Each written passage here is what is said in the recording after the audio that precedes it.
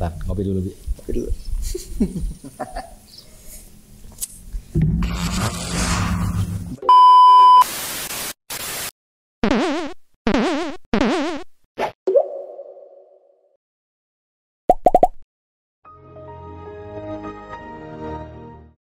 Selamat pagi, balik lagi di konten Kolam Kongko 5 menit. Nggak usah berbelit-belit, cukup 5 menit. Yang penting kasih info, kagak sulit ya.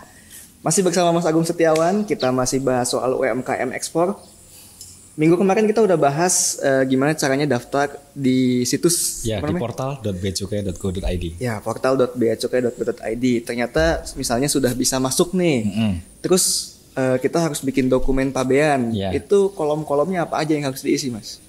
Yang utama siapkan dulu invoice packing list dan juga dokumen pengiriman, misalkan dokumen pelayaran atau misalkan dokumen pengapalan ya.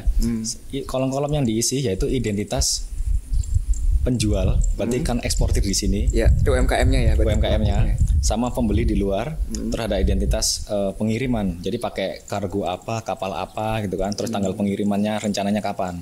Terus nomor. Itu dapatnya dari agen pelayarannya.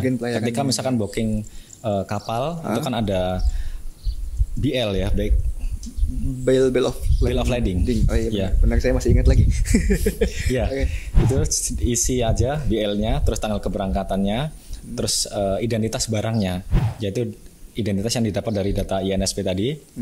Ada kode HS, identitas barang, atau mungkin harga perkiraan lainnya gitulah. Identitas barang, harganya juga ya berarti ya. Terus kalau ada HS juga tadi kan. Ya. Kita sebelumnya di beberapa episode belakangan bahas soal HS juga. HS cantumkan nggak, Mas? HS ada. Cantumkan. Iya. Oh, oke.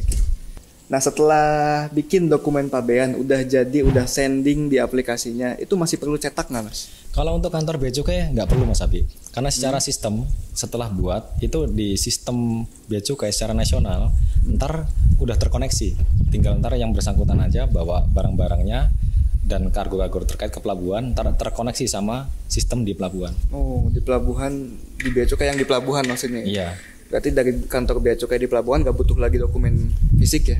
Udah nggak butuh, udah terkirim datanya melalui antar sistem. Oh, nah misalnya si pelaku domisili si UMKM ini ada di Tegal misalnya, tapi ekspornya misalnya lewat Tanjung Priuk atau Tanjung Mas. Iya.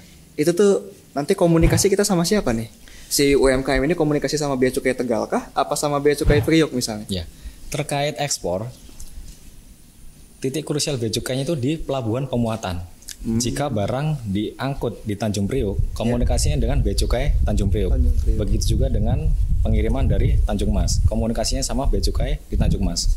Berarti gimana dikirimnya lewat apa ya? Dari pelabuhan mana gitu ya? Iya, karena dari awal pas waktu bikin dokumen kan udah disebut tuh lewat pelabuhan mana.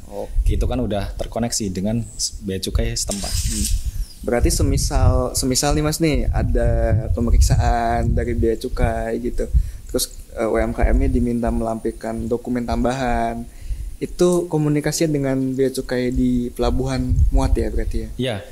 Ada beberapa indikasi kalau misalkan ntar ada mungkin salah HS atau salah pemberitahuan sehingga perlu dicek lebih lanjut sama Bea Cukai di pelabuhan pemuatan. Sehingga silahkan pelaku usaha komunikasi dengan Bea Cukai di pelabuhan pemuatan. Oke, udah jelas ya. Berarti kalau misalnya ada dokumen tambahan atau ada pemeriksaan dari Bea Cukai, dihubungin Bea Cukai di tempat pemuatannya. Misalnya lewat Tanjung Priuk berarti Bea Cukai Tanjung Priuk, lewat Tanjung Mas berarti Bea Cukai Tanjung Mas gitu ya. Oke, kita sampai sini dulu. Minggu depan kita bahas lagi yang lebih mendalam lagi. Bye bye.